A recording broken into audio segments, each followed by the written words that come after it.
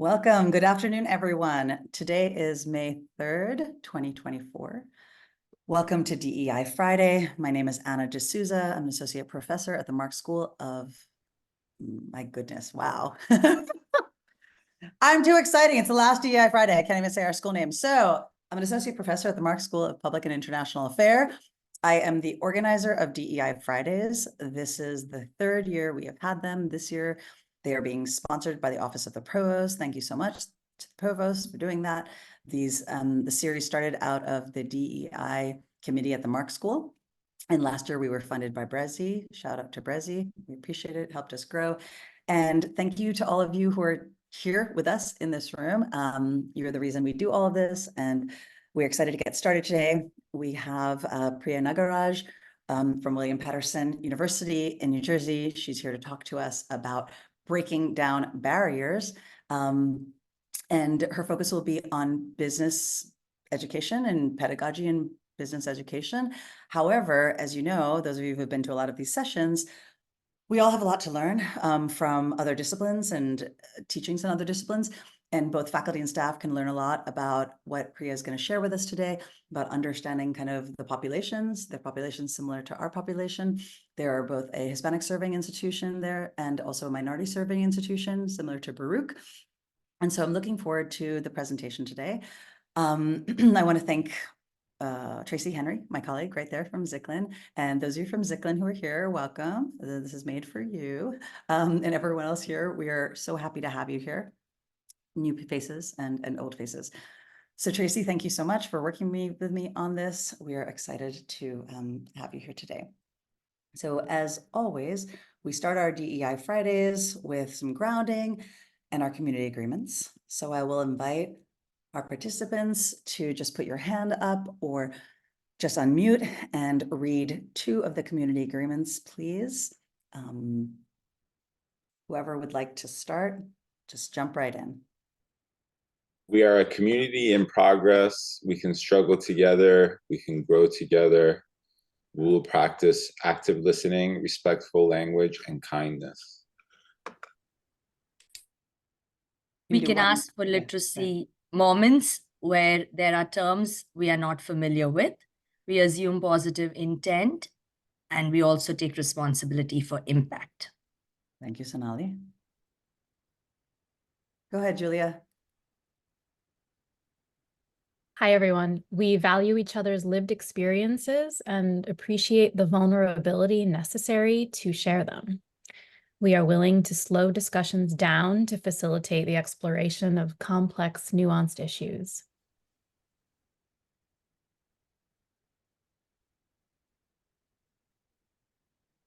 Anyone like to read the last 2? I'll go. Thank you. We are prepared for discomfort around these topics. If content seems inappropriate or harmful, we will pause the discussion and may ask folks to discuss privately with the facilitators. If you need support during the presentation, please direct message the facilitator. Wonderful. Thank you so much.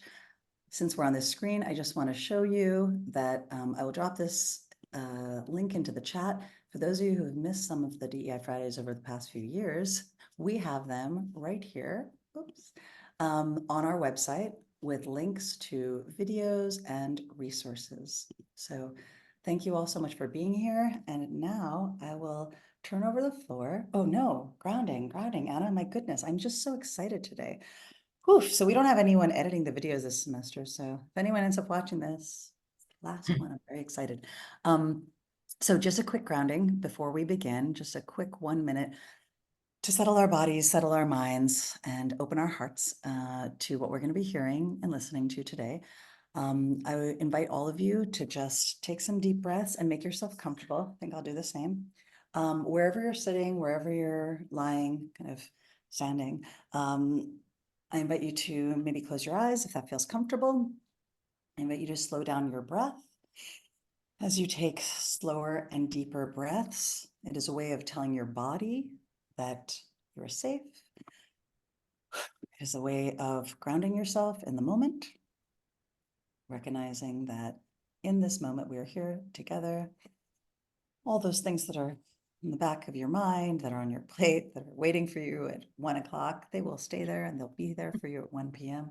But right now, I'm going to give you just about 30 seconds to breathe with me together as we enter the space and open both our hearts and our minds to learning about how we can be more supportive to our students.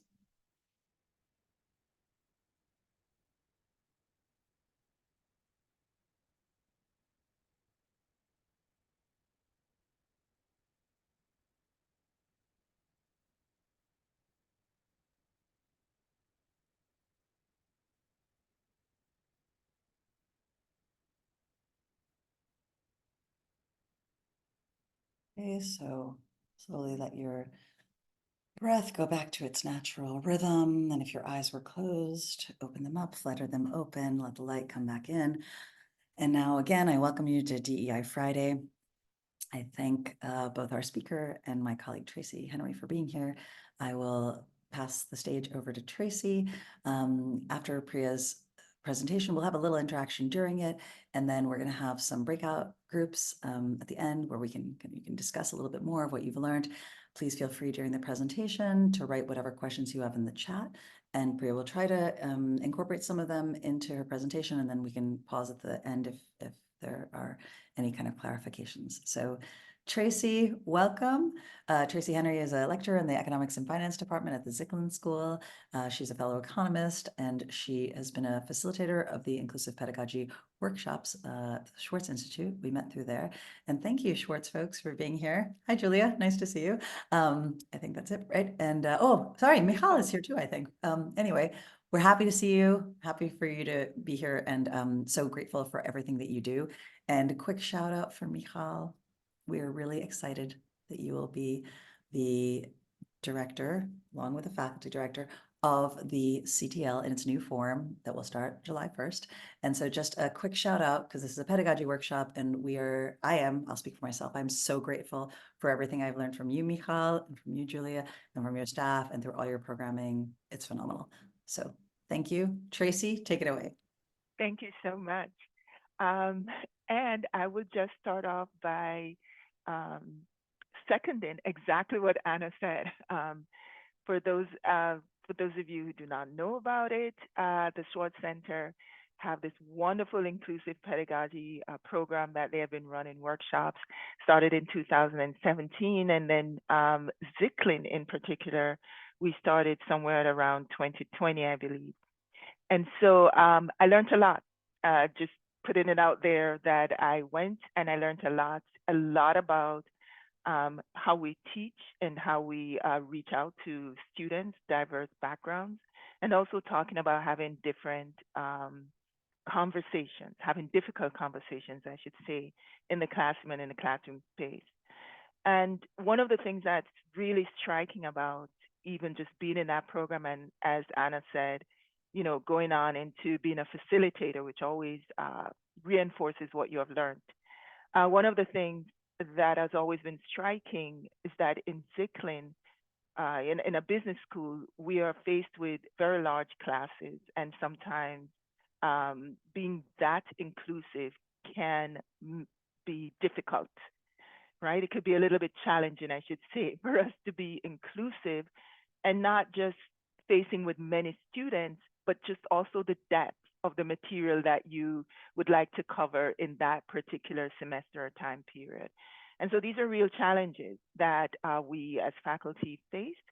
And so we're hoping that with our new redesigned CTL, that with Zicklin, we will work with our inclusive team. We will partner with them, maybe have a faculty partner with them, in really discovering along with them new ways, great approaches to reach our students in that classroom. We talk about social mobility, and we talk about Baruch being very high #1 with social mobility in some recent articles. And then that we will always have some students that are still struggling and trying to reach out.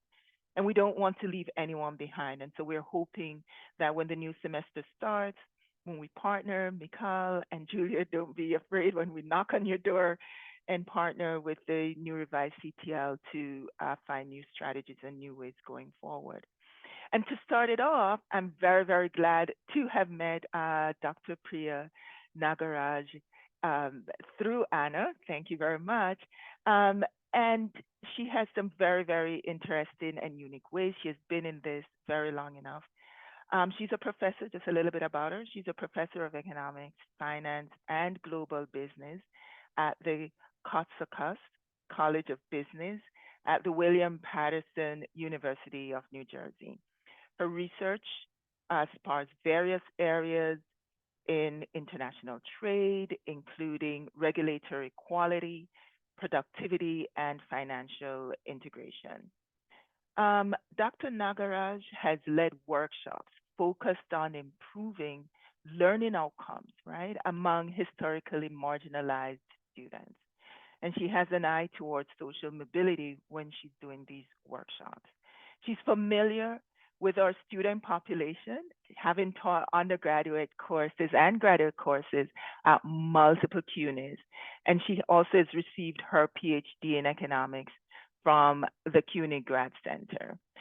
So also like Baruch, William Patterson is a minority serving and Hispanic serving institution. So I think we will learn a lot from Priya today, and we're very excited that she's here to share with us. Thank you, Priya. Thank you so much for the introduction, Tracy, and thank you, Anna and Tracy, for putting this together. I'm very happy to be here with you all at Baruch, CUNY. I've somehow found my way back to CUNY one way or the other. As Tracy mentioned, I am a graduate of CUNY Graduate Center, and I've taught in CUNY across various CUNY campuses. I've taught undergraduate courses, graduate courses in City College, Staten Island, Hunter, and now I am at an MSI HSI within Patterson University. So I have been exposed to this student body for long enough.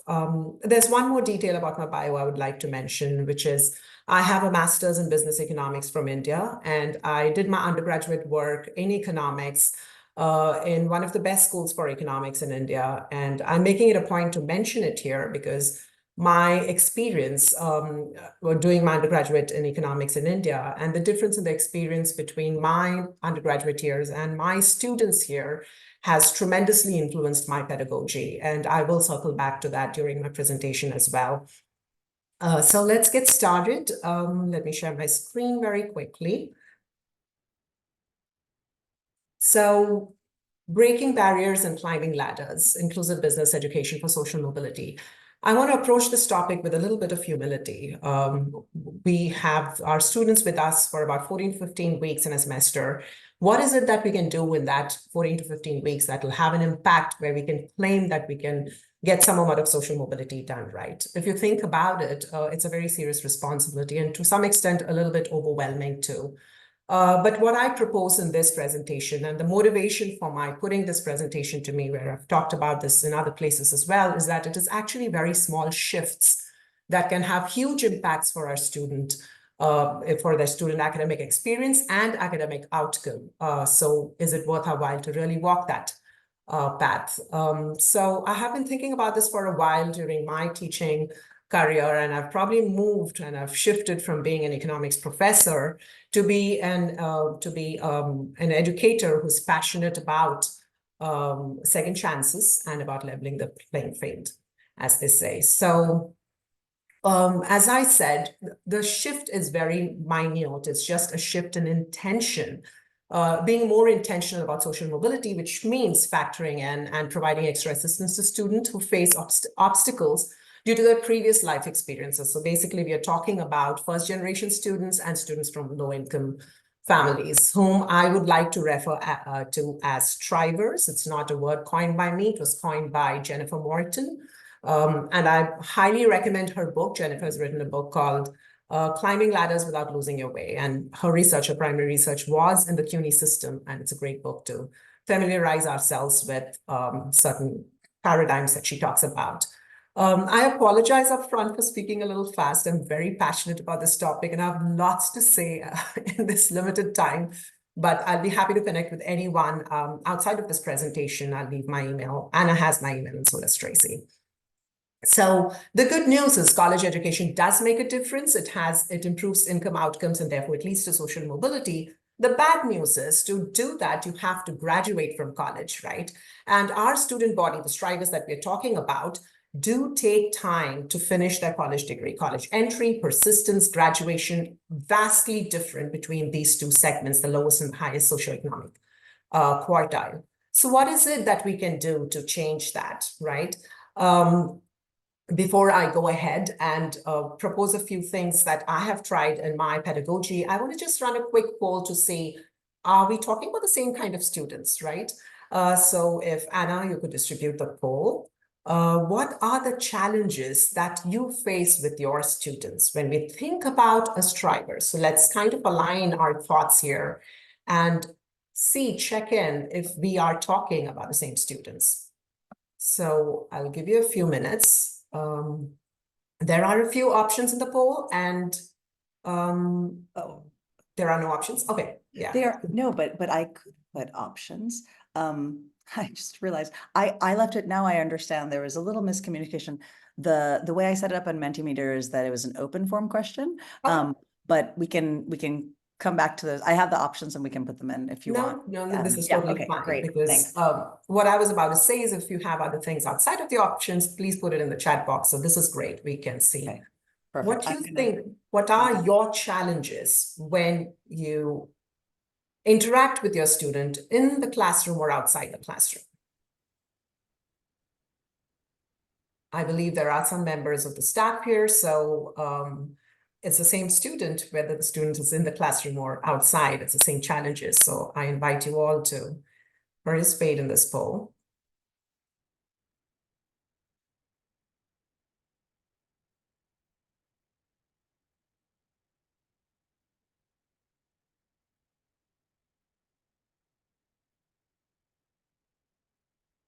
I can see us connecting completely.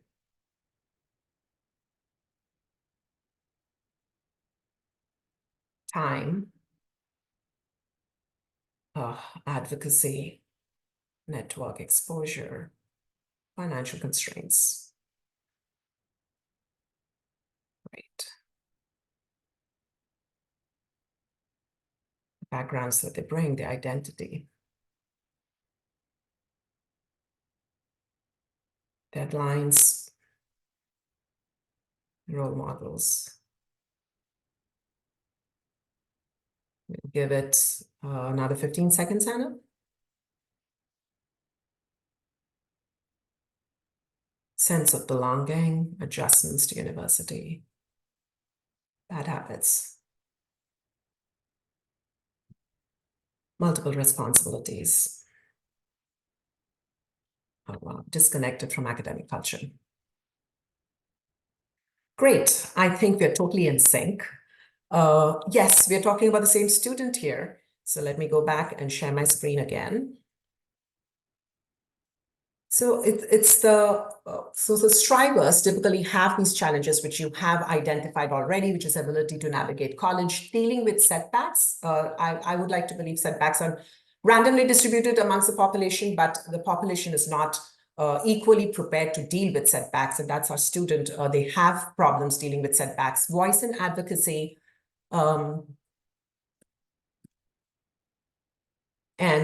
Here is something I want to introduce, which is something I've really tried to unravel while I went through my experience teaching my students, which is quite often there would be a midterm and my student wouldn't show up for the midterm.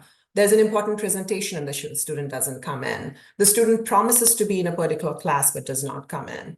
And though I have a grade for attendance, I have had this problem with them not showing up or not completing the assignment. And when you ask them questions, the answers that I get, it took me a whole lot of time to understand where they was coming from. And this speaks to my experience as an undergraduate student growing up in India, and even my sons now who are in college, living successful academic life, is prioritizing your own needs as a student over what your family or your society wants, right? So if there is if you need to drop a family member to the airport, you need to take your uncle to an office because you're the only translator you have to take your grandmother to the hospital, or any number of chores take priority over that midterm or that important presentation where you don't show up, your team member has to present on your behalf. Where is that coming from? Prioritizing your own needs means independent thinking, whereas prioritizing your family and friends means an interdependent culture. These are very different cultures, and research has shown, and I can share that later on, is privilege goes with more independent culture, right? So when you are underprivileged, if you are in that interdependent culture, and I don't want to judge this in any way, which culture is better, and all of us have probably some amount of independent and some amount of interdependent culture in our backgrounds. But if you're not able to prioritize your own work, you're not able to advocate for yourself, then there is a problem meeting deadlines in class. Can you change that? It's a personal decision, you can't. But can you change the way you look at attendance, the way you look at deadlines? Can you meet them halfway? And we'll talk about this as we go along, because this has an impact on the amount of time and effort they put into your assignments and the choices that they make. Identity, again, we could have a whole session on identity, and many of you have pointed to very important things when it comes to identity. The only thing I want to point out is, if you have noticed, the identity goes through a shift in the 4 years that they are with us, or the 2 years if they're transfer students. Quite often in my department meeting, I've seen faculty members talk about 2 different students. I personally have been teaching senior classes, undergraduate classes for a long time now. I haven't taught principals class in many years. And I feel that difference when I speak to my colleagues, that they're talking about a different student. I'm like, my students are great. They're well prepared. They're doing much better. Whereas faculty members who are typically teaching the freshman and sophomore have a very different experience. So your pedagogy has to address this difference. The identity is changing in those 2 years. Mental health is a reality, and mental health, according to research, it's not as if any particular race is more prone to mental health, but the severity of the mental health is different by the socioeconomic status. The resources that are available, the readiness to get help is very different for certain population. And you have to be mindful of that when you're talking about your strivers and your pedagogy. So how do you go about addressing this? The first thing, of course, is to validate students' identity. When you don't validate students' identity, the academic outcome is going to be very different. And in many ways, biases are seen as microaggressions, right? The report, when students or anybody in the population report biases, it's sometimes not a very big thing. These are very small microaggressions. These microaggressions could be as simple as a power relationship between the faculty and the student. These power relationships could be as simple as inflexibility in your deadlines, right? If you're not open to students reporting of mental health, or students reporting of some family challenges, the lack of flexibility is often seen as microaggression. It's seen as your identity not being validated, and the outcome is very, very different. So bring your students' lived experiences in the classroom, and it is a great learning strategy because it motivates them to actually do better. I have a few examples here that I have used, and this is my favorite example, immigration project. This is by far my favorite assignment. It motivates me tremendously to grade this assignment. There are others as well, GPA project and statistics discussion board. I'm going to talk about them soon, but here's the immigration assignment, and I'm going to change the slide too quickly, so I'm sure you won't be able to read it, but the assignment asks my students. I do a unit on immigration where we talk about the theory and we talk about reasons and the causes and results of immigration. I ask them to bring their own family immigration story. Everybody here is an immigrant, right? Depends on which generation you're talking about. And talk about their challenges, successes, who came, which country, and then also do a little bit of research, go to Pew Research Center and get some data on that country and how many people have moved. This has been the most rewarding assignment for me to grade. Of course, I give them an out. Not everybody's comfortable talking about their family history, so I ask them to talk about a famous immigrant's biography if they're not comfortable.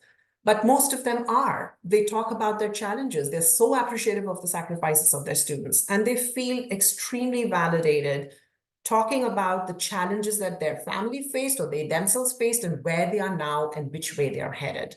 This is a discussion board. It's not one student responding to an exam and only me reading. The whole class is reading this. So this is an example of how you could validate. But of course, not every course is the same. You might not get an opportunity to do that. And I'll show you examples of how I use this in quantitative courses, for instance. The other thing that you can do is, of course, inculcate a sense of community, which can be done within the classroom and which can be done outside of the classroom. There are multiple ways where staff and administrators can help build that sense of community. But within the classroom too, and I'm sure a lot of you are doing that, time for peer-to-peer interaction, asking them to work in groups of 2 or 3, asking them to work in huddles, open source data analysis class. I teach a class in data analysis where I use R, which is an open source statistic program. And what I do there is I say, we are going to run this course as an open source course. So go and get your codes from wherever you get, but whatever codes you get, you're going to share it with the class. So if you're not using the codes that I provide and you go and find your own codes, you have to share your codes with the class and make sure everybody understands what you've done. There are 2 reasons for that. I hope that they're not just copy pasting. It's hard to copy paste codes, but I hope they're learning when they pick up codes from other sources. Presentation peer feedback, online revisiting discussion boards. This is a great thing that I've started doing with my online courses, and I'll share an example here. Discussion board for statistics. Priya, sorry, Yeah. I just want to ask you what huddles are, because I don't know if we're familiar with that language. Great. Yeah, I'm sure people have different ways of doing it. What I do is I give a question. For instance, it could be a simple question and say principles of microeconomics. I'm talking about monopolistic competition. I just want them to form small groups and get together and talk about any product which they think is monopolistic or just pure competitive product. Or it could be even things like in immigration itself. I have these debates about illegal and legal immigration and policies around that. So get into small huddles, small groups with their computer, research, get the material, prepare and then come and present to the whole class. That's how I do my huddle.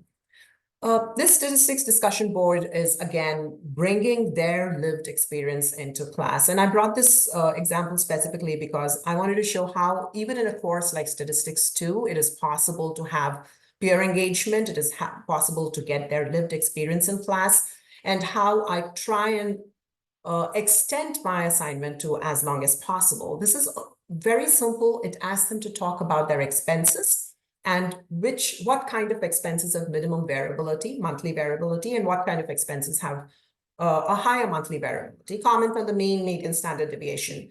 They love it because they love to talk about their expenses. Oh my God, subscriptions are so expensive. I never realized I was spending so much.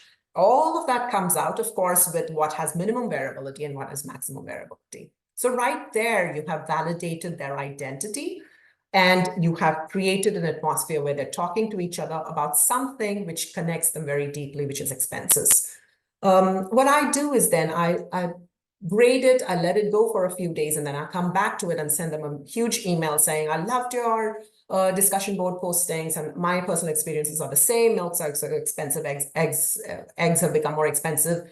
And listen, look at this post by Kaylee, who has commented on how she has been able to change her energy bills. So 1 week later, they're all going back to look at Kaylee's post. What has she written, right? So you kind of prolong that experience of where they're interacting with each other.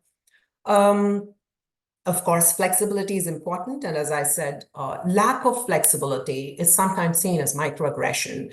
I've had unfortunate personal experiences myself earlier in my career, and as I understood my students more, I understand how flexibility is actually a helping hand. I initially viewed it as not being fair to the people who turned in their assignments on time, right? So we have to be mindful of where our biases are coming from too. It helps them deal with setbacks. You need to be flexible with deadline. Communication and nudges are just so important. I have markers in all my courses where I know the first important assignment, which is say a 25% to the final grade. When I see them turning in late or not turning in, I start this whole thing of sending nudges and communication. My institution has been very helpful. Last 2 years, their setup has improved where there's a system where I can raise an alert and it goes to many people. It goes to the advisor, it goes to the social worker. If it needs to go to the social worker, there is a team I know that is working.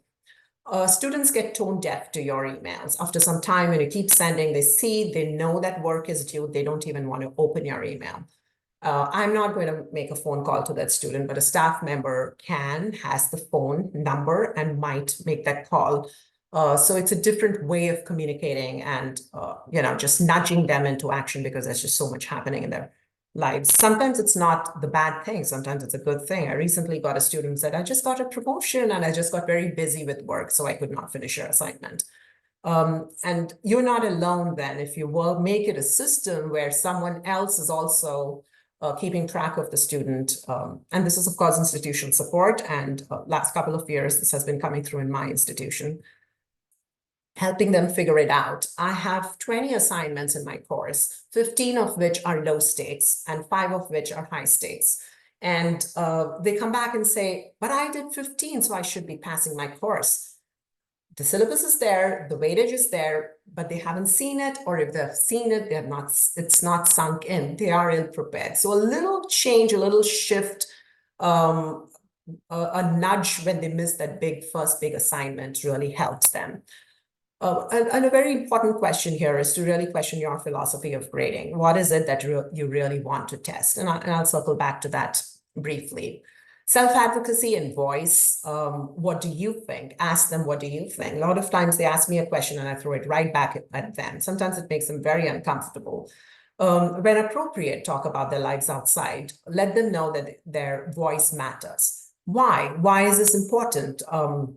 Not to get very academic, utility value intervention. Basically, you're trying to align their lives with the purpose, with the course that they're doing, and it kind of helps them build that path to see, where am I coming from? What am I doing in this course? How is it going to help me go to the next stop, right?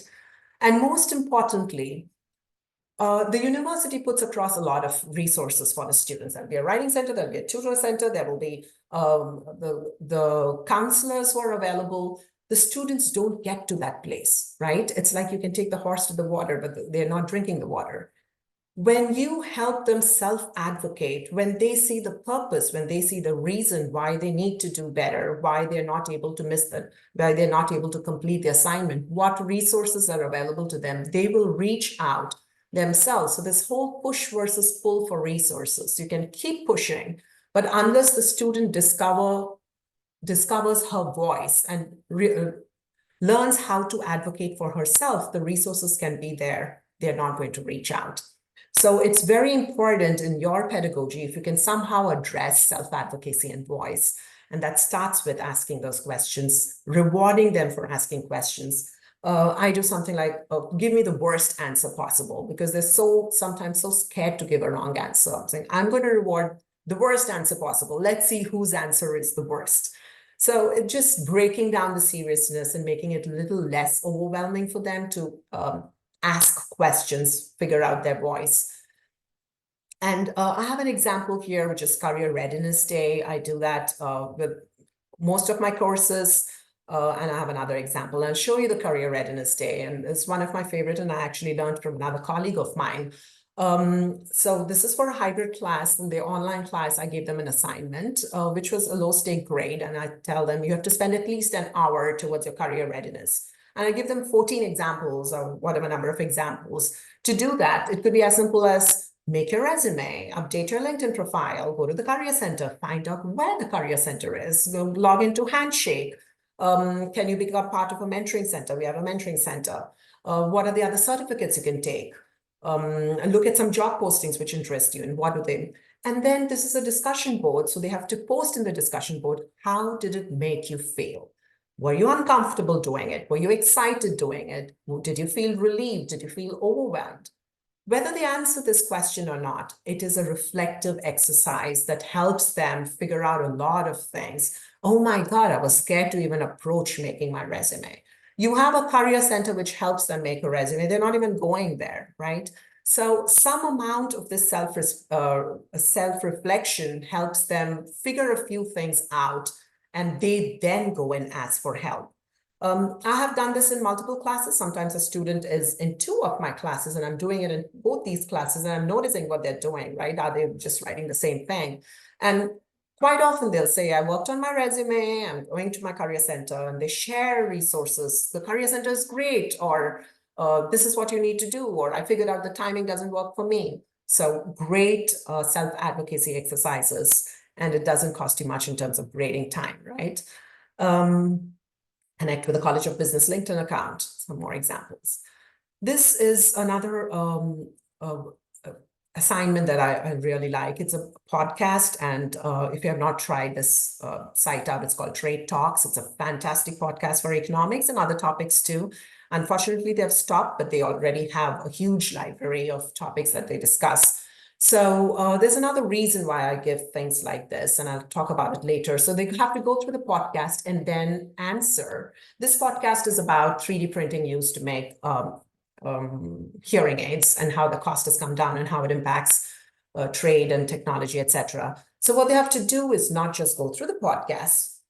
They would have gone through the material, hopefully, but now they have to answer questions like, which economy is going to benefit? Who in the economy is going to benefit? How does this change production and trade? So it's taking them out of the theory that we sometimes tend to push at them and ask them to apply. And then I ask them, what do you imagine production, trade, and nature of work would be like in 25 years? And what do you need to do to prepare for the future?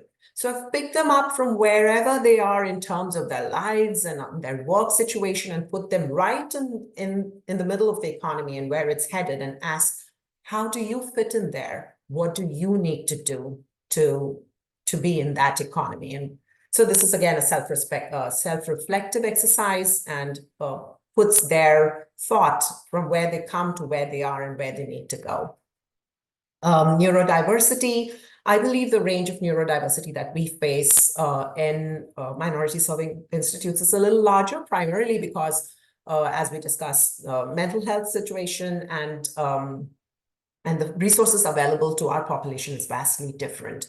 In which case you need to rethink the kind of assignments you give. Maybe the mode of delivery has to be different. Some people are not comfortable presenting in class. How do you go about it? Do you actually give them a low grade, or can you adjust?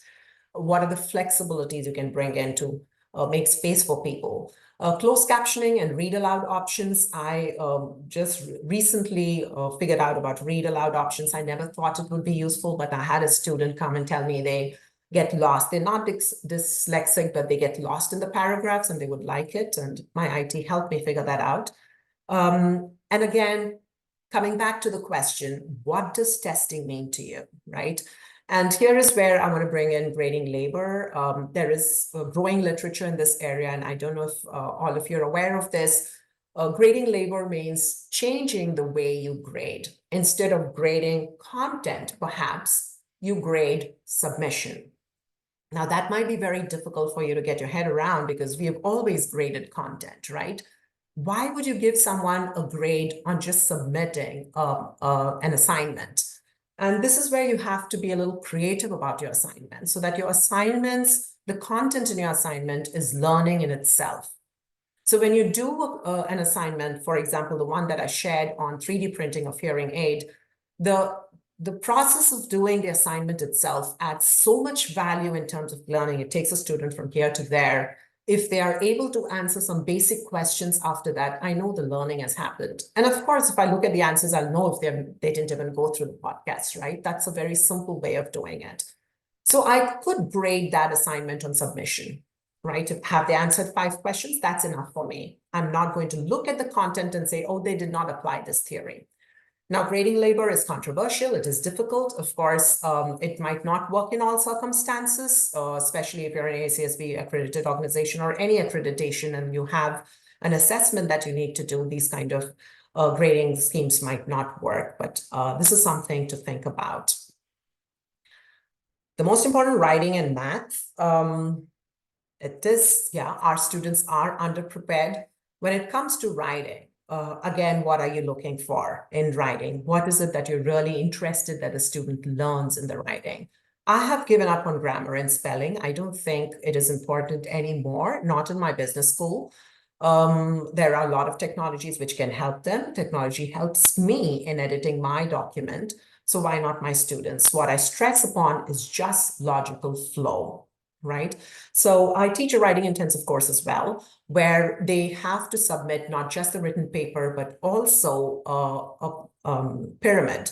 So this is Minto's pyramid. I don't know if all of you are aware of it. And there are, of course, a lot of other ways of organizing your writing that's out there, and you could use any of that. So I teach them what logical flow is. I make them draw that diagram, and they have to submit this logical flow with the paper. And then I get a peer evaluation. I ask their peers to check if there is a logical flow in the pyramid itself, or does something need to change? And does the paper actually go with a logical flow? This is also AI proofing in many ways, right? So they need to then change the flow if that does not work for them. Because what is writing? It's communication. And in communication, what you need to do is communicate your point in a logical way. The other thing I stress about in writing is voice.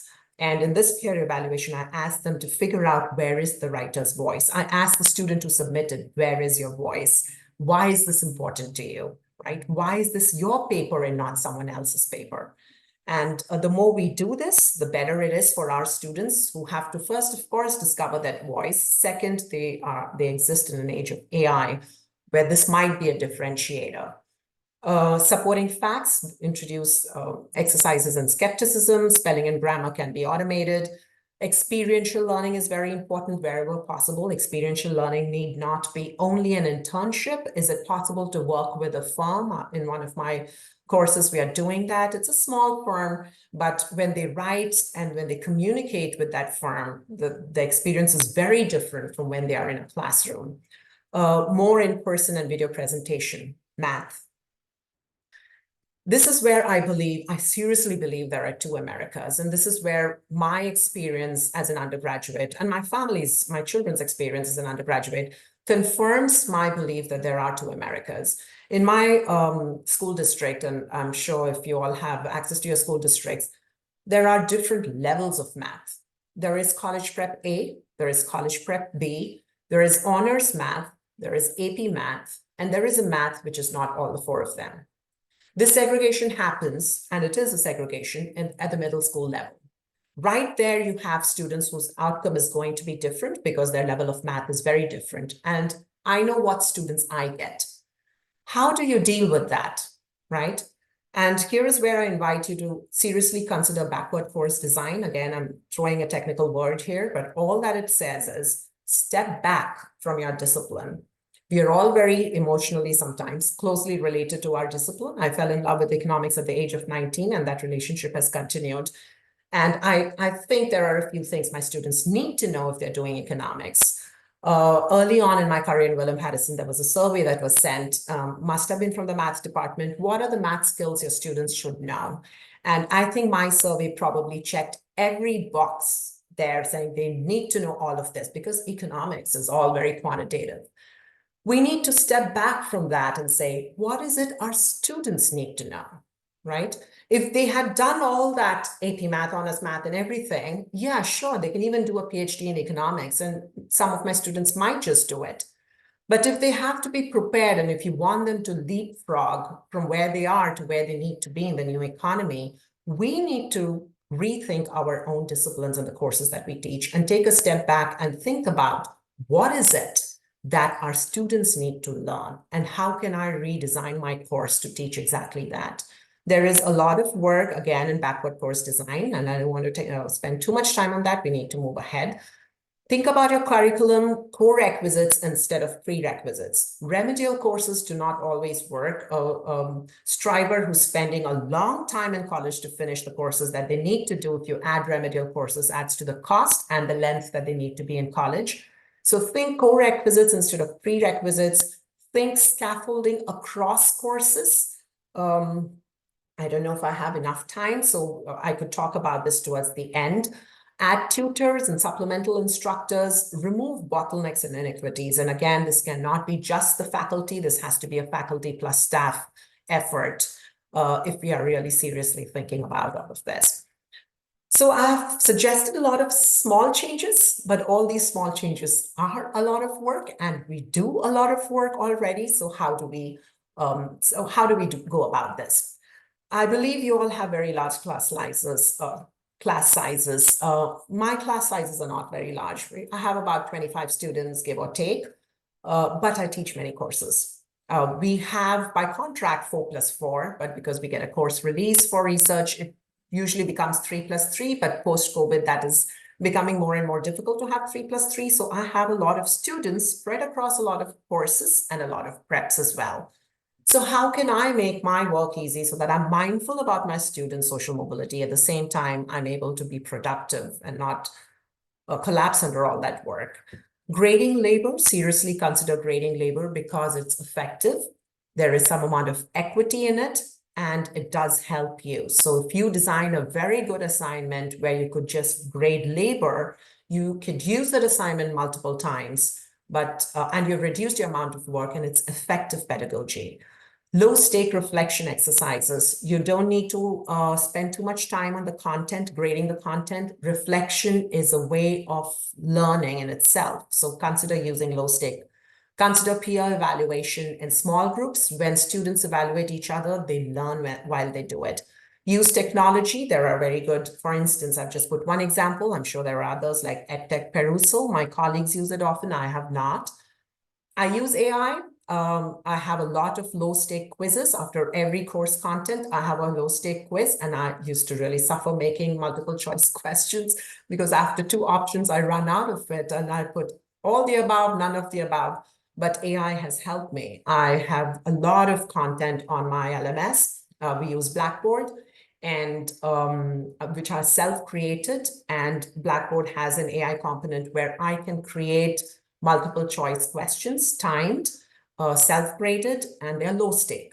And of course, I look through the questions. I don't just take what AI gives me, and it even creates quizzes out of videos. I have a lot of video lectures, so it creates its own MCQs. I was asked to talk about AI, so I'll quickly go through what I do. My university does provide some language, but I provide my own in the syllabus. So I have 2 things. I mentioned AI proofs for some are AI-enabled work, and the other are AI where it's not allowed. I'm forgetting the words that I use. So I allow them to use AI-assisted work. I allow them to use AI for editing, for literature review, and even for coding. In one of my research classes, I tell them, go get the codes, go use R, Python, whatever you want. I'm interested in critical learning. I'm interested in your critically questioning and answering the material. So we have to move away, the Bloom's taxonomy, move away from the bottom to, it is all AI for the bottom two. The more we move higher up, the more value we add to our students. And I think there's a lot of opportunity with AI to do things differently than we are already doing, and even productively. So reflection assignments are great to AI-proof your assignments, lecture-specific assignments. We can talk about that later too. So what am I saying? If we are really serious about leapfrogging education and equality, then we need to make some changes to our pedagogy and also to our curriculum. And if that is the case, can we afford to work in silos? Is it possible to make our curriculum more experiential? Can we work with standard textbooks, or do we need to custom build our courses? I've had that experience with intermediate microeconomics, where either it's all calculus or it is watered down, and I think both of them don't serve my students, so I've created my own coursework. How can my university support this, right? We need to take pedagogical research a little more seriously than we do right now. We serve our disciplines very well, but if we need to serve our students well, we need to think about pedagogical research a little more seriously. I'm doing that. I don't have a published paper or a book right now, but I'm headed that way, and that brought me to all of you. So thank you for listening to me. What I'm actually saying is we are expecting our students to go through a hell of a lot of change. Are we ready for that ourselves? Anna? I don't know if I have an answer to that. I'm just kidding. But Priya, thank you so much for that. You can stop sharing screen, and what we can do is we had, I had mentioned earlier we were planning to do these breakout groups at the end, but I think there was just a lot of great information, and we have a smallish group right now. So for the last few minutes, why don't we just kind of open it up to any questions? I know Julia had put something in the chat earlier. We can maybe start with that. Just a couple of questions. Any reflections on today? I will allow you to, not allow, excuse me. Please feel free to either unmute yourself or drop your questions in the chat. Julia, do you want to start by asking the question that you'd put in the chat? Sure. And I'll start by saying, Priya, thank you for that presentation. It was exciting to hear, as someone who is, focused here at Baruch on supporting reflective, active, communication intensive pedagogy across the whole college, and who is constantly working with faculty to figure out how can I make low stakes writing assignments and low stakes oral communication and in class, active, interactive learning activities work in the context of my highly technical, very large course or whatever it is. And so it sounds like, you just gave a ton of great examples of how you're doing it to great effect in your teaching. So it was creative and inspiring. So thank you. The question I put in the chat was, I didn't know what bundling versus stacking meant. So maybe you could talk about that for a minute. Yeah, I'll give you a very small example, and that's from my intermediate microeconomics class. And as I said, I struggled with that course because when I was asked to teach, I found this whole textbooks using calculus, and that's how I learned it, and I would love to teach it. And then I found a lot of these other courses which do microeconomics principles plus 2 more things that you can introduce to your students. And I thought both of them did not serve my students. So how do I go about this? If I want to really teach a little mathematical, I need them to take some prerequisites in math, which adds to their life in William Patterson. And I don't want to do that. So I said, great. And why do I need to do any amount of math? I teach another course in data analysis where I'm not teaching them econometrics, but I'm teaching them multiple regression. I'm teaching them a concept of what is a coefficient, what is a slope, and how do we get to that? So will a simple first order differentiation help? Just a power rule help? Can I just teach them power rule and not require them to go and take a math course? So how do I change my course so that I teach them just that much calculus that is enough for them to understand this, and they are being exposed to that in another course? So what I'm essentially doing is teaching that material without asking them to take the prerequisite. Understood. Thank you. Thanks. I just want to pause on that for a second before I give you the floor, Kanan. That's super interesting, because I think and Kanan's going to speak in a moment, and maybe Kanan, you can just mention part of the thinking on like kind of changing prerequisites and those sort of things with social mobility, and because we've done a lot of work. Not we. I'm not in Zicklin.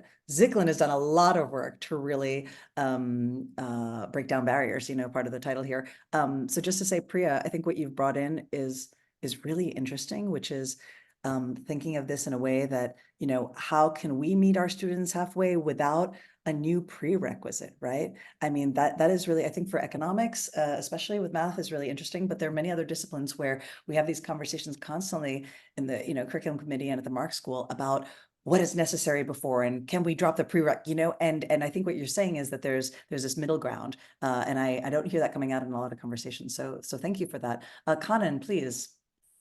Priya, thank you. This is fascinating, and many of the things that you were talking about reminds me of what many of us did in Zicklin over the last few years. But I want to go down to a specific piece of what you talked about relating to the last start.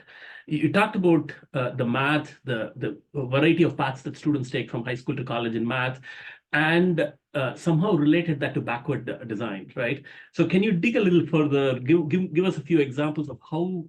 Say from your course, how did you do this? I mean, one that you mentioned now resonates really well with us.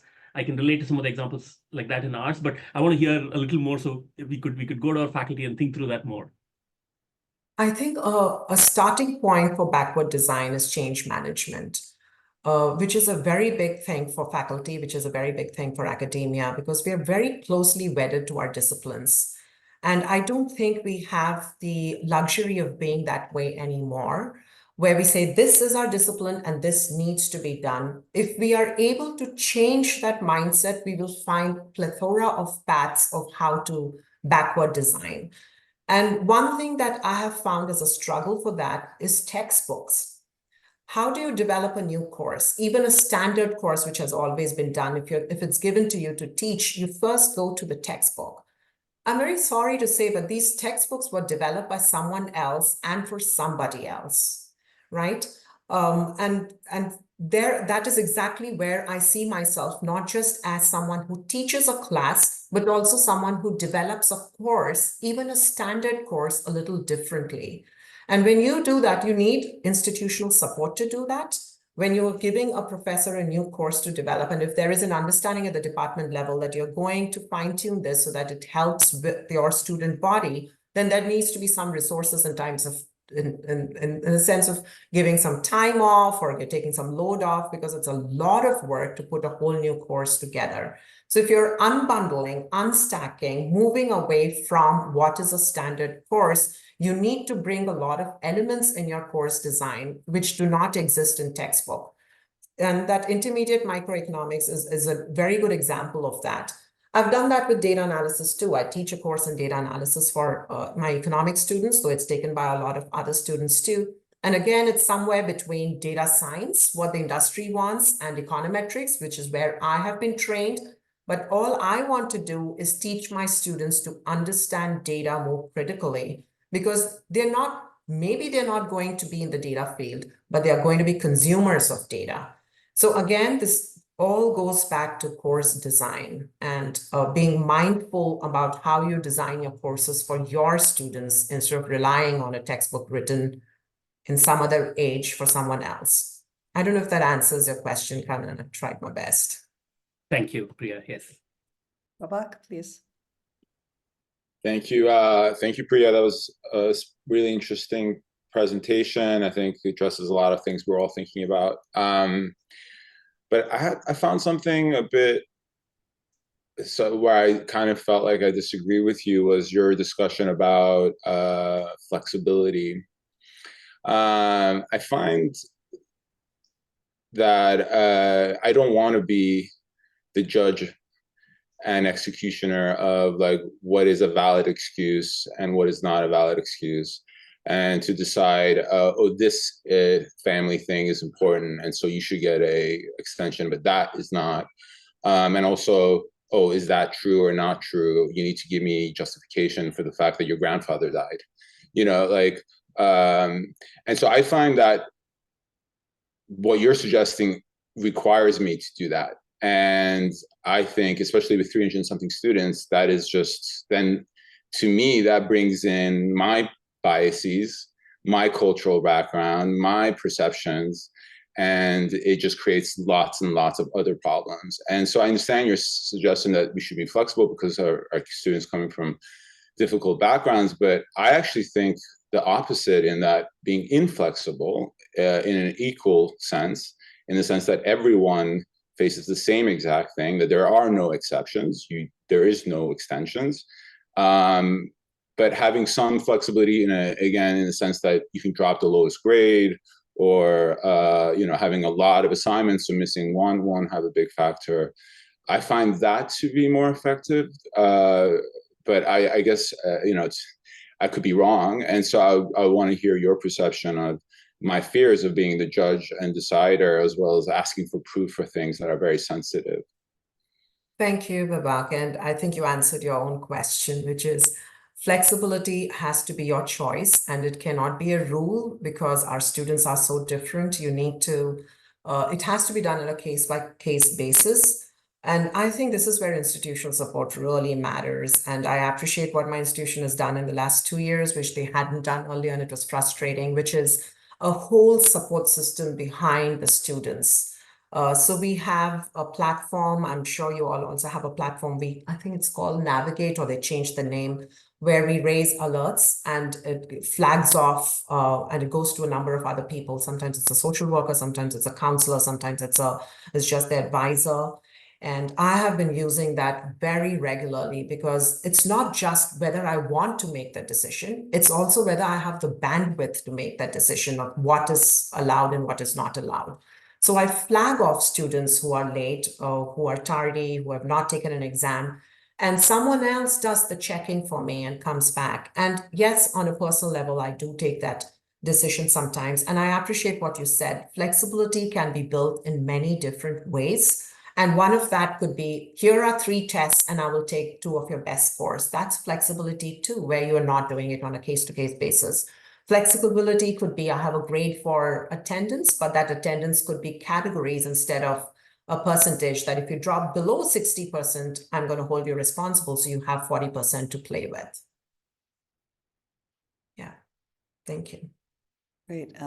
Last question, Sonali. Yeah. Please. Hi, Priya. This is excellent presentation. I had a question. You talked about pedagogical research.